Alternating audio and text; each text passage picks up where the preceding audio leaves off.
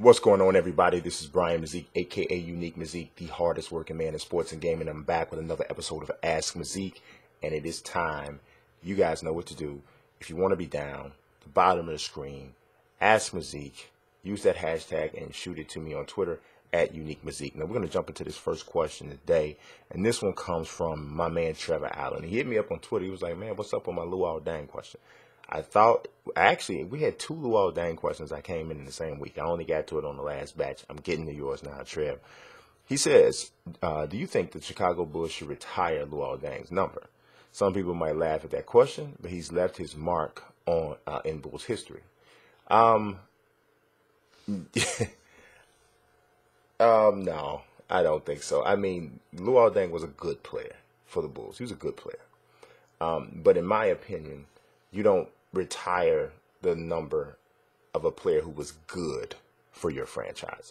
You retire the number of a player who was great for your franchise. And if they weren't a great player, I believe that they need to have played a major role in a championship. Luol Deng obviously didn't go to a championship, didn't play for a championship. The furthest that the Bulls got during his tenure was the Eastern Conference Finals, and he was not the best player on that team.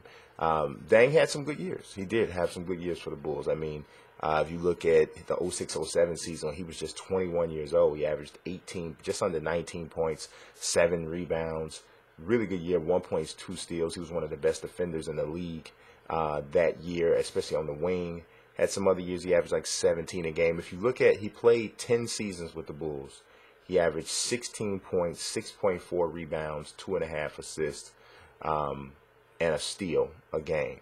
Shot 33% from three during his tenure with the Bulls and 46% from the field. That's a good run. That's a good run, right?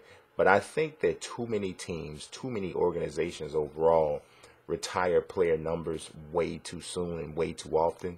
And I think when you do that, it somewhat dilutes the honor. And it takes away from some of the great, like, think about it. You're going to put Luol Deng's number up in the rafters. I'm not even going to say Michael Jordan because we know that's a whole different situation. But you're going to put his name up in the rafters with Scottie Pippen and I mean, you know, I mean, even like Jerry Sloan and Bob Love, you know, I can't put his number in that same category because it just doesn't seem right. Like the Bulls retired jerseys right now, they got Jerry Sloan. He was actually, I think, the first one to ever get his number retired, and so his number 4 is up there. He played 10 seasons with the Bulls. He averaged 14.7 points, 7.7 rebounds. He was 4-time All-Defense, first team, 2-time All-Star. He actually coached the team as well from 79-80 and then 81-82.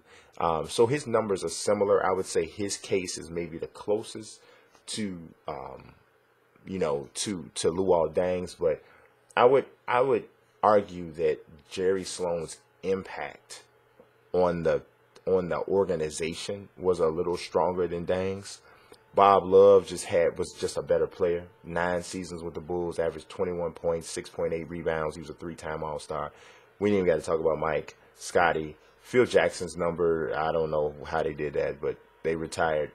I don't know what they did. They honored him or something. And then, of course, Jerry Krause, who I definitely think is probably the most underrated guy in Chicago sports history. I mean, because he gets a lot of flack because they say he broke up the Bulls dynasty.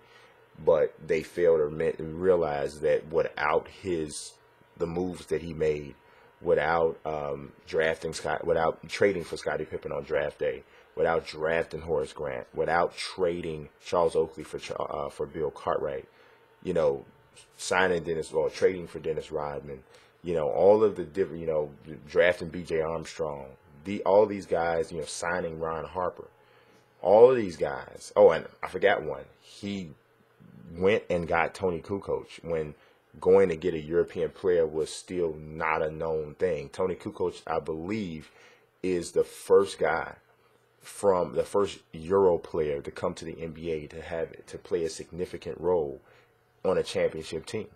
So Jerry Krause did a lot of great things. So I think he's pretty underrated. But overall, yeah, man, I just don't think that Luol Deng's name, as far as you know, what he did with the Chicago Bulls belongs in the same category or in the same sentence as those guys who have had their numbers retired. So no slight on Deng. I don't have an issue with him, but that's just my take.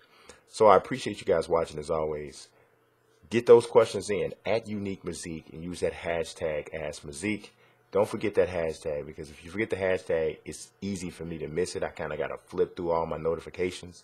And if you don't put the hashtag there, it's a possibility I can miss it. But God bless and peace. How could I be weak? I'm rather unique.